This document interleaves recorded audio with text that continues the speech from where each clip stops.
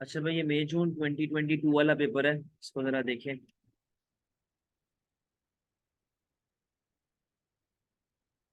पहला क्वेश्चन है, कहता है कि which list has the most words that are more likely to relate to a positive statement than to a normative statement.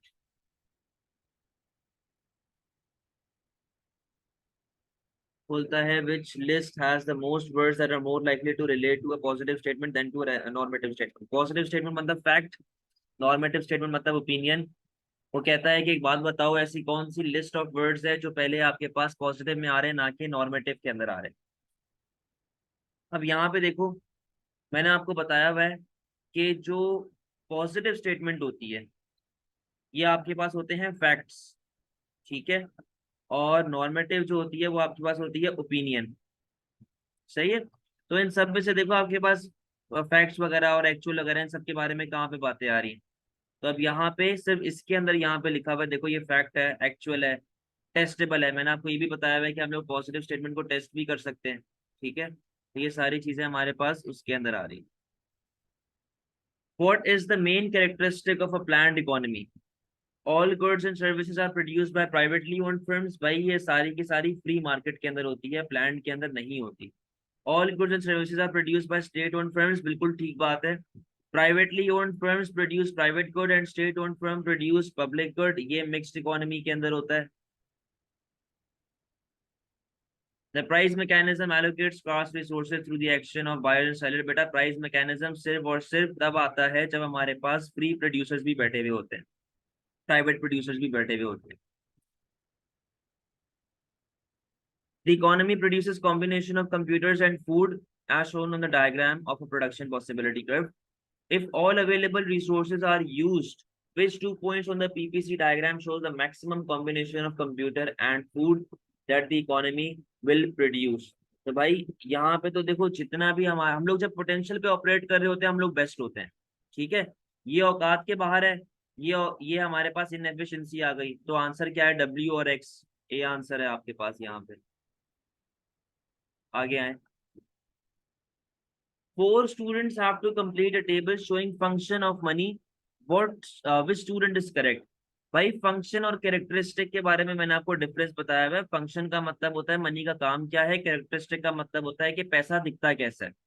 आपको मैंने 4 function बताए थे, medium of exchange, store of value, unit of account और means of deferred payment. तो भाई ये चारों आपके पास आने चाहिए ना, सीधा सीधा इसके बाद ए आंसर है। ये चारों तीनों के तीनों आपके पास फंक्शन ऑफ मनी है। आगे। In which situation is the price elasticity of supply for a product most likely to be relatively low? Relatively low का मतलब होता है inelastic। तो अब यहाँ पे मैंने आपको बताया हुआ है, जब प्रोड्यूसर नाराज हो, परेशान हो, तब हमारे पास सप्लाई इनलास्टिक होती है। अब लिखा हुआ है demand for the product comes from wide range of customers. भाई डिमांड की तो वो बात ही नहीं कर रहा, वो तो सीधी सीधी सप्लाई की बात कर रहा है आपसे, पीईएस की। Producers in closely related industries can easily switch to being to making more the product। बेटा जब वो इजीली स्विच कर सकते हैं ना तो उनकी सप्लाई इलास्टिक होगी, इनइलास्टिक नहीं होगी। उसने आपसे इनइलास्टिक पूछा हुआ है। Manufacture of the product requires highly skilled labour. Highly skilled labour का मतलब ये है कि बहुत कम आपको स्किल्ड लेबर मिलता है ना। अब जब आपके पास सप्लाई ऑफ वर्कर कम होगी या फिर आपके पास कम वर्कर अवेलेबल होगा, तो इससे चांसेस हैं कि आपके पास भाई आपकी प्रोडक्शन प्रोसेस रुक जाए और आपको प्रॉब्लम्स क्रिएट हो। तो ये पॉसिबल आंसर हो सकता है। The main raw material used in production of the product is in abundant supply. Abundant supply मतलब बहुत सारी तादाद में आपके पास अवेलेबल है, एक्स्ट्रा अवेलेबल है। तो भाई जब आपके पास रॉ मटेरियल एक्स्ट्रा अवेलेबल है तो उससे तो सप्लाई इलास्टिक होगी ना आपकी। क्या बचा आपके पास, C. Diagram shows supply and demand curve for a product. If price increases from P1 to P2, what will happen to consumer surplus. बेटा जब आप P1 पे थे, जब आप यहाँ पे थे, आपका कंज्यूमर सरप्लस ऐसे कुछ आ रहा था। अब जब आपके पास प्राइस लेवल बढ़ गई है, आप यहाँ पे आ गए हो, अब आपका कंज्यूमर सरप्लस कैसे आ रहा है, ये आ रहा है। पहले आप ए बी ई कमा रहे थे, अब खाली आप ए कमा रहे हो, सही है। तो अब यहाँ पे देखो क्या ऑप्शंस है। It falls from A B E to A, सही है, यही हो रहा है। It falls from C D G F C D F G to B C, ये तो है ही कंज्यूमर सरप्लस, तो है ही नहीं ना ये। और आगे लिखा हुआ है it increases from C F, ये बेटा प्रोड्यूसर सरप्लस है, कंज्यूमर सरप्लस नहीं है।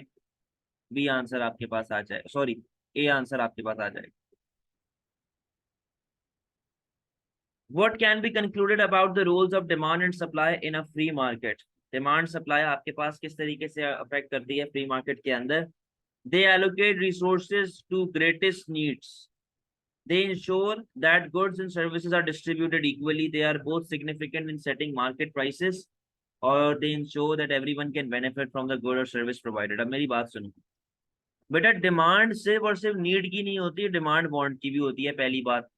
और अगर मैं बोलूँ कि यार फॉर एग्जाम्पल मुझे एक मेडिसिन की जरूरत है, लेकिन उस मेडिसिन में प्रोड्यूसर को प्रॉफिट नहीं मिलेगा, तो क्या प्रोड्यूसर बनाएगा? नहीं बनाएगा ना, डिमांड सप्लाई तो काम ही नहीं करेगी सही से। तो ग्रेटेस्ट नीड को ये पूरा जरूरी नहीं है हर बार करे, एलोकेशन ऑफ रिसोर्सेज हमेशा मार्केट फेलियर होती है डिमांड सप्लाई की वजह से। Equally distributed goods and services नहीं होते हमारे पास, equally distributed goods and services नहीं होते, वरना इनइक्वालिटी का तो कॉन्सेप्ट ही मर जाएगा। दे ensure every one can benefit, भाई शराब अगर मैं पी रहा हूँ तो उससे आपको क्या बेनिफिट है? अगर मैंने आपको गाड़ी मार दी तो, अगर मैंने आपको गाड़ी मार दी तो उससे आपको क्या बेनिफिट है भाई मेरे? ये प्रॉब्लम है, सही है। तो बचा क्या आपके पास कि आपके पास डिमांड और सप्लाई दोनों मिलके प्राइस लेवल सेट करते हैं। A firm has a successful advertising campaign for a good which combination shows the impact on demand or supply and the associated reason.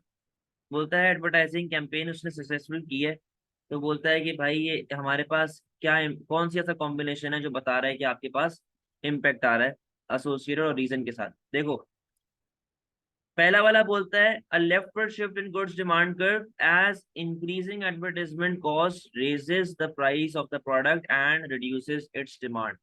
भाई मेरी बात सुनो, अगर आपके पास प्राइस लेवल बढ़ती है तो उससे शिफ्ट तो नहीं आता, उससे तो मूवमेंट आती है, जबकि उसने यहाँ पे क्या लिखा हुआ है? Shift. A rightward shift in goods supply curve as the advertising cost of the firm increases, तो भाई इससे तो सप्लाई कम होनी चाहिए, डिमांड सप्लाई बढ़ेगी थोड़ी। A rightward shift in the goods demand curve as successful advertising campaign increases demand, ये वाला पॉइंट मैंने आपको बताया हुआ भी है। A leftward shift in goods supply curve as successful advertising enables firm to sell more, तो भाई सेल मोर कर रहे हो तो सप्लाई तो बढ़ेगी ना, कम थोड़ी होगी। What would be the most likely reason for a firm's decision to calculate the price elasticity of demand for its product? To provide retail statistics for the government, भाई पीईडी अगर एक प्रोड्यूसर निकाल रहा है तो वो गवर्नमेंट को देगा निकाल के कि यार देखो इसकी पीईडी तो ये आ रही है, उसकी पीईडी, पागल है वो? गलत। आगे, to predict changes in its total revenue after it raises price level, क्योंकि मैंने आपको जब यूजफुलनेस ऑफ पीईडी बताई हुई है, यूजफुलनेस ऑफ पीईडी के अंदर मैंने हमेशा किसके साथ लिंक किया? टोटल रेवेन्यू के साथ। तो भाई वो पीईडी आपको ये चीज तो कैलकुलेट करके देती है ना कि अगर आपने प्राइस इलास्टिक में बढ़ाई तो रेवेन्यू गिर जाएगा, इन इलास्टिक में प्राइस बढ़ाई तो रेवेन्यू बढ़ जाएगा, तो ये चीजें तो हमारे पास सामने नजर आ रही होती हैं। आगे, to calculate the firm's comparative position, no. To enable the firm to complete consumer satisfaction surveys, no.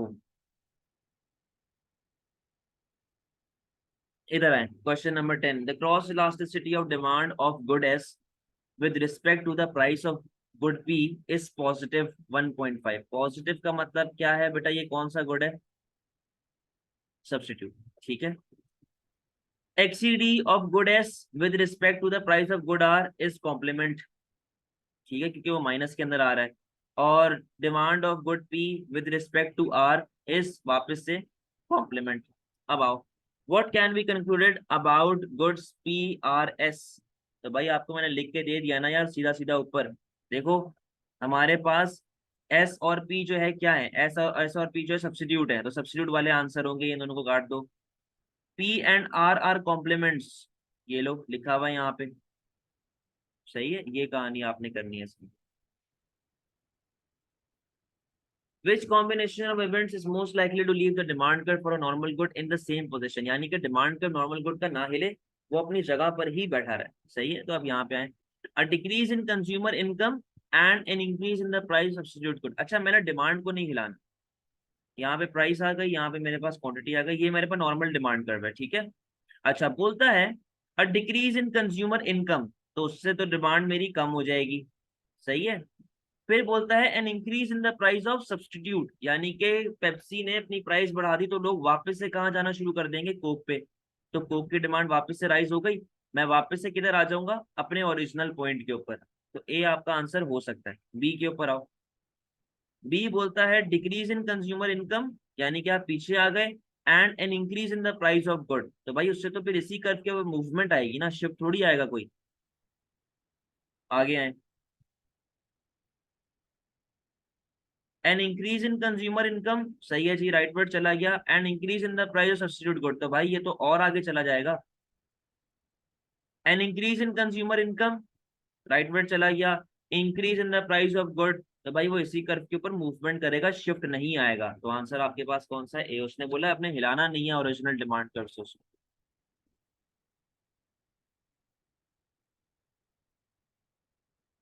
What does not happen when the price acts as a means to allocate resources? अगर price आपके पास allocation of resources कर रहा है तो क्या नहीं होगा। एक चीज का ख्याल रखना भाई, नॉट का, नॉट लिखा हुआ है। Price determines the supply of public good, बेटा पहली बात तो पब्लिक गुड को कभी भी डायरेक्टली चार्ज नहीं किया जाता, it is always charge through taxes, direct या इनडायरेक्ट, ठीक है। तो ये तो पॉइंट गलत हो गया, मतलब पॉइंट गलत के गलत क्या मतलब, कि नॉट वाले हिसाब से ये सही पॉइंट है कि प्राइस तो कभी भी एलोकेट नहीं करती ना पब्लिक गुड को। Price operates in the market for both goods and factors of production, जी भाई बिल्कुल है। आप लेबर लेके आते हो, लेबर की वेज क्या है, उसकी प्राइस है। आपने अपनी गाड़ी के अंदर इंजन लगाया, रॉ मटेरियल है, इंजन क्या है, प्राइस है। तो ये पॉइंट नहीं होगा। Price recognizes consumers ability to pay rather than consumers need, जाहिर सी बात है भाई, अगर मुझे कोई मेडिसिन परचेज करनी है लेकिन मैं खरीद नहीं सकता उसको, तो मेरी पास नीड तो है ना भाई, एबिलिटी तो हमारे पास देख ही रही होती है ना उस हिसाब से। Price signals to producers which are most profitable, बिल्कुल ये भी ठीक बात है, तो नॉट वाले पॉइंट में कौन आ जाएगा, ये। Which statement about disequilibrium is correct, disequilibrium में डिमांड एंड सप्लाई बराबर नहीं होती। बोलता है price is likely to change, price is likely to change, सही कह रहा है यहाँ पे, देखो ये डिमांड आ गई, ये सप्लाई आ गई, ठीक है। फॉर एग्जाम्पल ये अपने पास प्राइस और क्वांटिटी आ रही है ना, फॉर एग्जाम्पल ये डिसइक्विलिब्रियम आ गया कि मेरे पास जी मार्केट में शॉर्टेज हो रही है, कलर डी नहीं है, कि भाई फॉर एग्जाम्पल मेरे पास मार्केट में शॉर्टेज हो रही है, ठीक है। अच्छा, हमारे पास जब शॉर्टेज हो रही होती है तो हमारे पास यहाँ पे डिमांड आ गई और यहाँ पे हमारे पास सप्लाई आ गई, ठीक है। अब मेरे पास अगर ये वाली प्राइस चल रही है तो वापस से मेरे पास प्राइस जो है वो मूवमेंट ऊपर की तरफ कर रही होगी, ऊपर की तरफ मूवमेंट करेगी, यानी price is likely to change, price कभी भी फिक्स नहीं रहती, हम लोग उस शॉर्टेज की बात कर रहे हैं। Supply is equal to demand, ये तो गलत पॉइंट है, the government must intervene, government को हर बात में इंटरवीन करने की जरूरत नहीं होती, ये भी हमारे पास कोई ऐसा पॉइंट नहीं है। देयर मस्ट बी शॉर्टेजेस, देखो डिसइक्विलिब्रियम का मतलब सिर्फ शॉर्टेज तो नहीं है ना, सरप्लस भी तो है। इसके अलावा आप लोगों ने और भी चीजें पढ़ी हुई है कि भाई पीछे से सप्लाई रुक गई है, या पीछे से एक्स्ट्रा सप्लाई बढ़ गई है, या इंपोर्ट हो गया या एक्सपोर्ट हो गया, लेकिन उस पॉइंट पे भी तो हमारा इक्विलिब्रियम चल ही रहा होता है ना। तो सिर्फ शॉर्टेज नहीं है, मस्ट का मतलब है कि लाजमी है कि शॉर्टेज ही होगा, सरप्लस भी हो सकता है भाई। Which combination of tax changes is most likely to be regressive in a developed economy? Regressive tax क्या होता है आपके पास, sales tax, value added tax, ठीक है। तो अब यहाँ पे देखो, increasing the rate of wealth tax and raising the rate of value added tax on luxury product। अब देखो रिग्रेसिव टैक्सेस की जो बात होती है ना, उसमें हम लोग ये कहते हैं कि मेजोरिटी ऑफ जो आपका टैक्स पेड है वो बाय पुअर है, गरीब बंदा पे कर रहा है उसको।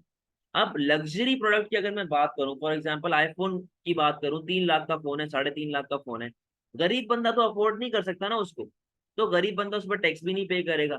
तो लग्जरी गुड्स के ऊपर जो आप लगाते हो वो इनडायरेक्ट टैक्सेस होते हैं, वो रिग्रेसिव टैक्सेस नहीं होते, रिग्रेसिव टैक्सेस होते हैं जो कि उस पे लग रहे होते हैं, समझ लो नेसेसिटी गुड्स के ऊपर, फ्यूल पे लग गया, मेडिसिन पे लग गया। आगे, और दूसरी बात, यहाँ पे उसने बोला हुआ वेल्थ टैक्स, बेटा वेल्थ टैक्स जो होता है ना ये डायरेक्ट टैक्स होता है, सही मायनों में रिग्रेसिव टैक्सेस जो होते हैं वो नेसेसिटी गुड्स पे लगते हैं, और जो ये वेल्थ टैक्स है ये direct tax. Introducing a tax on owning property based on it sales value and increasing the rate of income tax, वापस से बेटा इनकम टैक्स आ गया, ये भी आपके पास डायरेक्ट टैक्स है। Reducing the basic rate of income tax और increasing the duty on fuel. तो हमारे पास यहाँ पे भाई वापस से क्या आ गया, टैक्सेस की बात हो गई है। ठीक है, अभी हम लोग कह रहे हैं कि हमें रिग्रेसिव पे जाना है, गरीबों के हिसाब से देखना है। डी आपके पास क्या बोलता है भाई 14 का, removing tax free allowance for income tax. इसका मतलब क्या है कि जितना आपके पास टैक्स फ्री अलाउंस था ना, कि यार अगर आप साल के लाख रुपए कमाते हो तो लाख रुपए में हमें कोई टैक्स नहीं चाहिए। अब हमने उस चीज को रिमूव कर दिया, हमने बोला कि भाई 100 रुपए भी कमाओगे ना, हमें 100 रुपए के ऊपर भी टैक्स चाहिए। हमने उस चीज को रिमूव कर दिया। ठीक है, and extending sales tax to include all food. All food का मतलब है कि जो भी है, अगर आप चिकन लेने जाओ, दाल लेने जाओ, रोटी लेने जाओ, सब्जी लेने जाओ, हर चीज पे टैक्स लगा दिया भाई। गरीब का बच्चा कहाँ कहाँ से बचेगा, गरीब का बच्चा नहीं बच सकता। ये आए कैलकुलेशन वाला, ये बड़ा इंपॉर्टेंट है। Demand and supply functions for a product are quantity demand 1500 plus 50p and quantity supplied 300p minus 2000p, where price is p. With government regulation, the current price in the market is $15. What can be concluded about the form of price regulation and the balance of demand and supply in the market?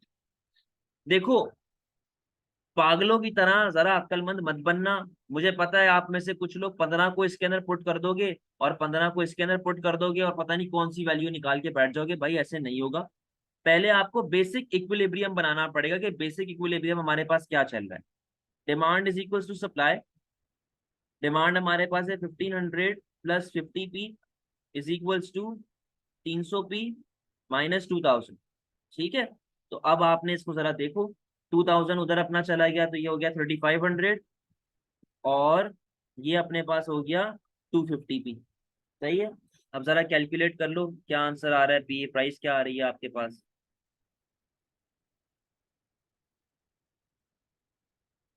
तो price जो हमारे पास आ रही है, P की value आ रही है, वो आ रही है 14। प्राइस आ रही है अपने पास 14। सही है, इक्विलिब्रियम प्राइस 14 है, लेकिन गवर्नमेंट ने मार्केट प्राइस कितनी सेट की हुई है, 15। और जब इक्विलिब्रियम के ऊपर आपके पास प्राइस लेवल चार्ज हो रही होती है, उसको क्या बोलते हैं, मिनिमम प्राइस। ठीक है, उसको क्या बोलते हैं भाई, मिनिमम प्राइस। उसके बाद एक बात याद करो, मिनिमम प्राइस से हमेशा अपने पास क्या आती है, एक्सेस सप्लाई यानी कि सरप्लस। तो अपने पास आंसर क्या बन जाएगा इसका, डी बन जाएगा।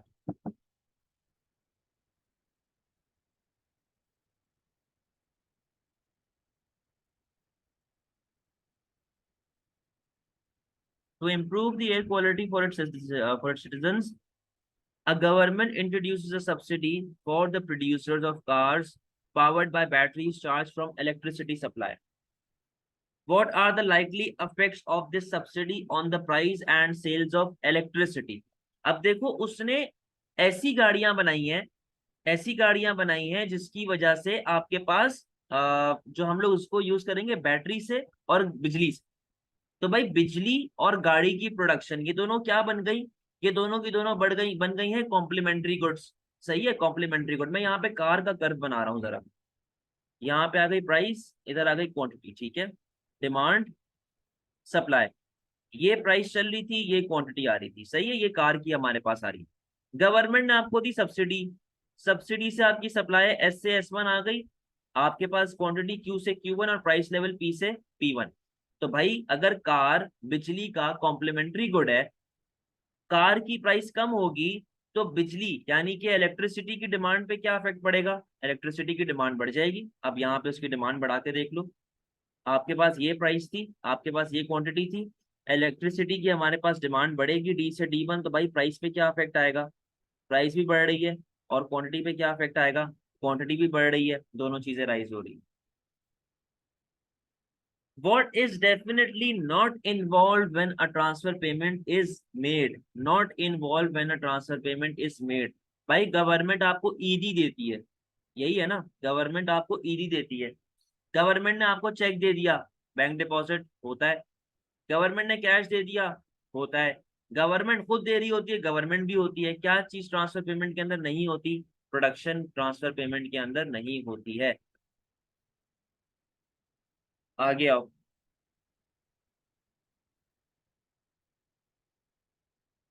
What is unlikely to occur with an increase in the provision of public good? अगर पब्लिक गुड आपके पास बढ़ गया तो क्या चीज है जो कि नहीं होगी?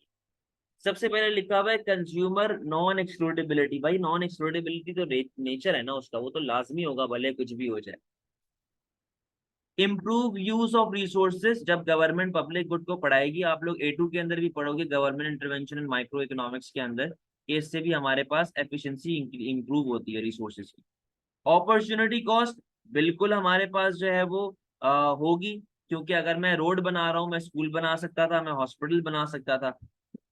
रिडक्शन इन टैक्स, भाई रिडक्शन इन टैक्स जो है ये लाजमी नहीं है, गवर्नमेंट बढ़ा भी सकती है, गवर्नमेंट कम भी कर सकती है, तो गवर्नमेंट के ऊपर है ना क्या करे। In 2020, shops reported a fall in sale as domestic demand in an economy fell. However, the impact on the overall economy was not as unfavorable as was first feared. What might have lessened the impact on the economy? बोलता है कि यार आपकी domestic demand यानी कि आपकी aggregate demand गिर गई। आपकी एग्रीगेट डिमांड गिर गई, लोग बहुत डरे हुए थे कि यार हमारे पास ही वो लोकल कंजम्पशन नहीं हो रही, हमारे पास सी गिरा है ना, लोकल कंजम्पशन नहीं हो रही, सामान नहीं बिक रहा, और ये हमारे पास बड़ा खतरनाक मामला है। जबकि इतना ज्यादा खतरनाक मामला नहीं हुआ। वो क्यों नहीं हुआ? वो इसलिए नहीं हुआ क्योंकि जितना भी आपका माल था, अगर डोमेस्टिक वाले ने नहीं खरीदा तो किसने खरीद लिया है? गोरे ने। तो गोरा जब भी आपसे सामान खरीदता है तो उसको क्या बोलते हैं? एक्सपोर्ट। तो एक्सपोर्ट बढ़ गई होगी तभी तो आप इतनी हंसी खुशी बैठे हुए हो ना भाई, किसी ना किसी ने तो माल परचेस किया ही है ना आपका।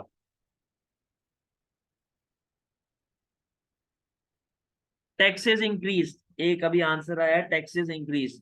भाई उसने, वो सही है, टैक्स इंक्रीज की वजह से कंजम्पशन कम हुआ होगा, लेकिन उसने ये बोला है कि आपका उतना खतरनाक एग्रीगेट डिमांड नहीं गिरा जितना हमने सोचा था।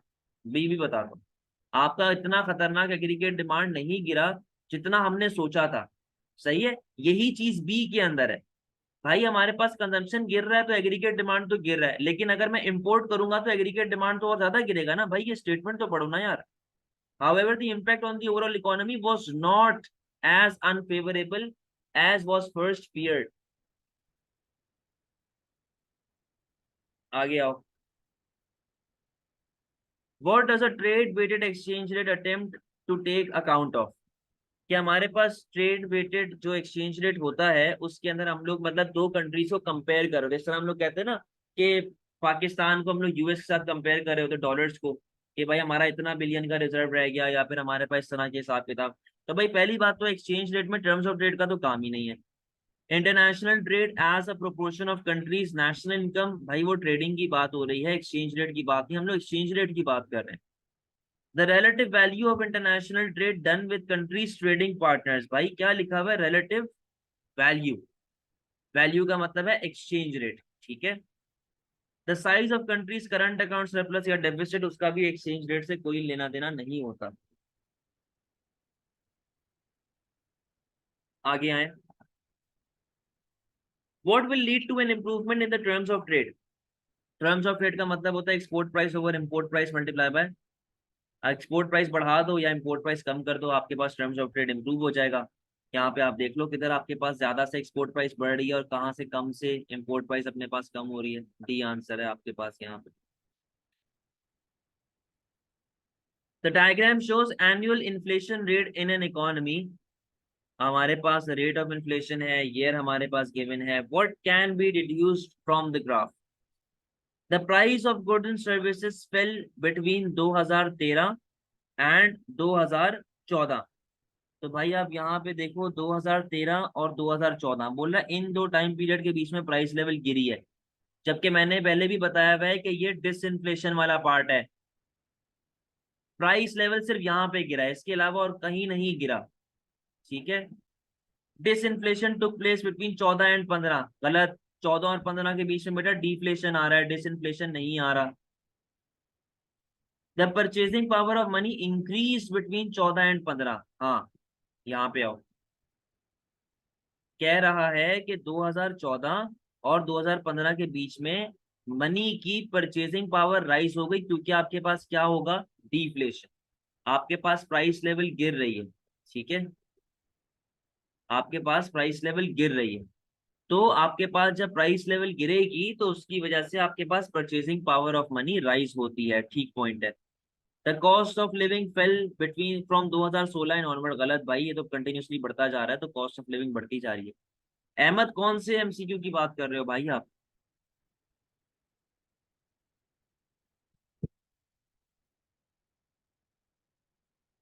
ये वाला?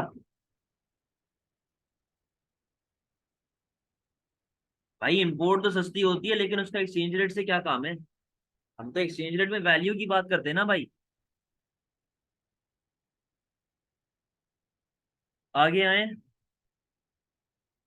A country operates fix exchange rate, छोड़ दो, सिलेबस का पार्ट नहीं है।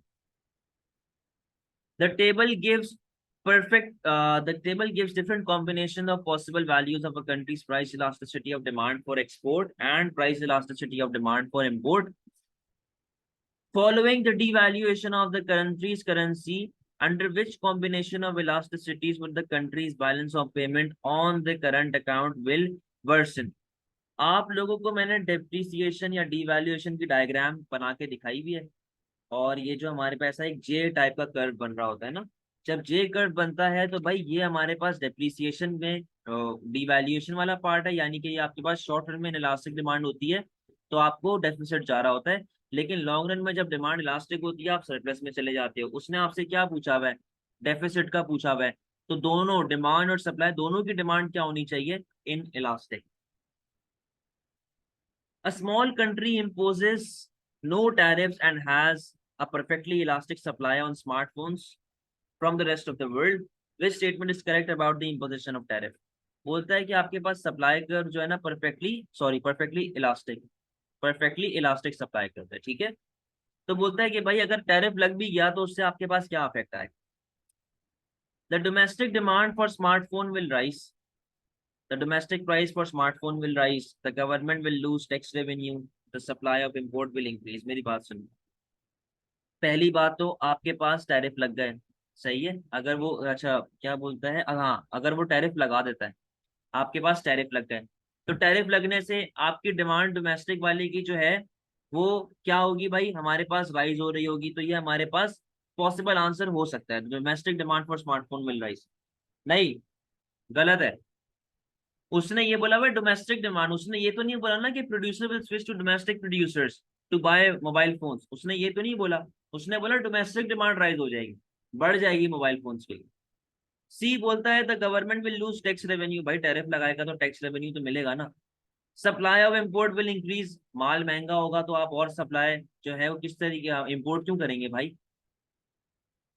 यहाँ पे लिखा हुआ है the domestic price of smartphone will rise, क्योंकि हमारे पास जब टैरिफ लग के महंगा आएगा, इस तरह हमारे पाकिस्तान में होता है यार,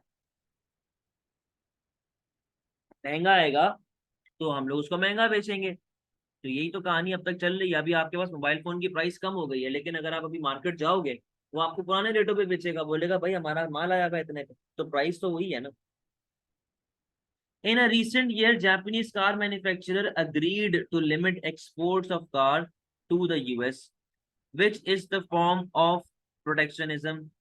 तो भाई आपने क्या किया हुआ है? आपने बोला कि मैं इतना माल बेचूंगा, इस माल से ज्यादा नहीं बेचूंगा।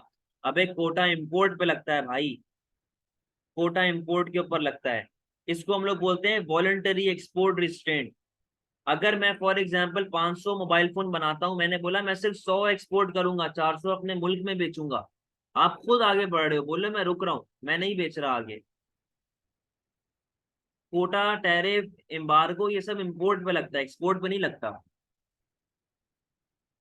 The diagram shows some shift in a country's short-run aggregate supply SRAS1 to SRAS2। ऐसे पीछे की तरफ आ रहे हो आप। The country imports oil।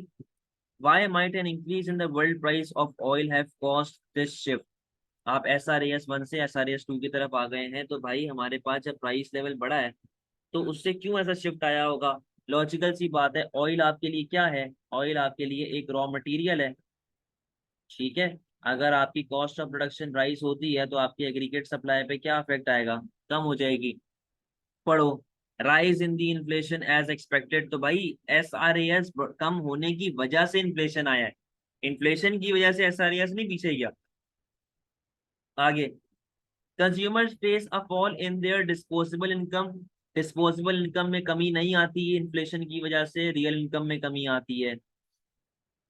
Domestic firms cost have increase, सीधी सीधी बात है ना, लॉजिकल सी बात है, सप्लाई पीछे की तरफ आ जाएगा। Government reduces taxes on oil and petroleum, तो उससे बेटा सप्लाई आपकी बढ़ेगी, सप्लाई कम नहीं होगी।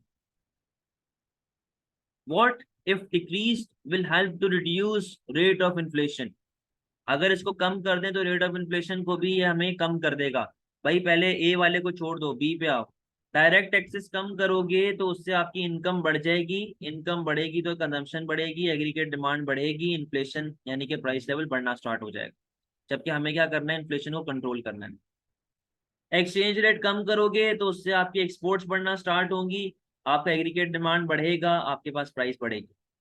इंटरेस्ट रेट कम करोगे, आपके पास इन्वेस्टमेंट बढ़ेगी, आपकी कंजम्पशन बढ़ेगी, सेविंग कम होगी, एग्रीगेट डिमांड बढ़ जाएगी, प्राइस लेवल बढ़ जाएगी। क्या आंसर बचा? बजट डेफिसिट आपको रिड्यूस करना पड़ेगा, यानी कि लोगों से पैसे ज्यादा लो लेकिन लगाओ कम मुल्क के अंदर, तो आपका बजट डेफिसिट जो है वो रिड्यूस होना स्टार्ट हो जाएगा और मुल्क में स्पेंडिंग एज सच नहीं होगी। What is an example of contractionary fiscal policy? Contractionary का मतलब हर वो पॉलिसी जो एग्रीगेट डिमांड को कम करे। An increase in budget deficit, ये बेटा एक्सपेंशनरी का पार्ट है, यानी कि आपके पास टैक्सेस कम आ रहे हैं लेकिन आप स्पेंडिंग ज्यादा कर रहे हो। An increase in budget surplus, ये कॉन्ट्रैक्शनरी का पार्ट है कि आपके पास पैसा आता जा रहा है, आप स्पेंड नहीं कर रहे, तो एग्रीगेट डिमांड कंट्रोल्ड है। इंक्रीज इन इंटरेस्ट रेट, ये भाई कॉन्ट्रैक्शनरी मॉनेटरी पॉलिसी का पार्ट है। इंक्रीज इन मनी सप्लाई, ये एक्सपेंशनरी मॉनेटरी पॉलिसी का पार्ट।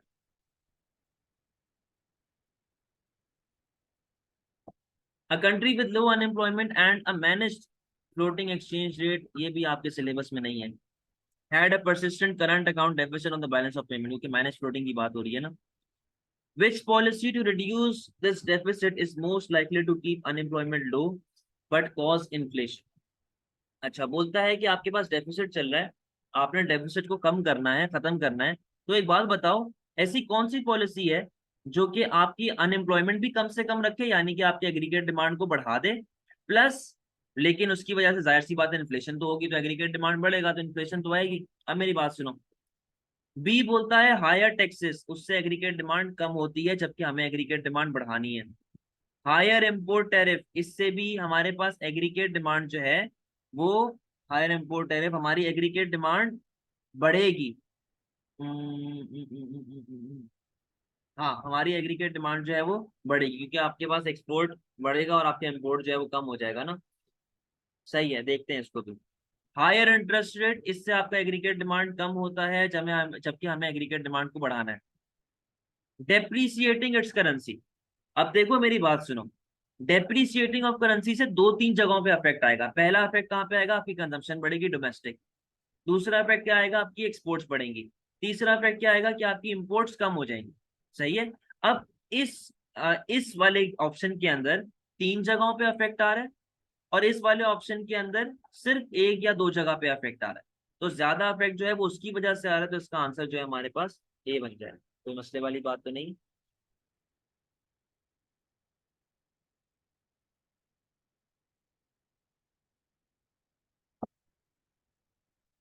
क्लियर है?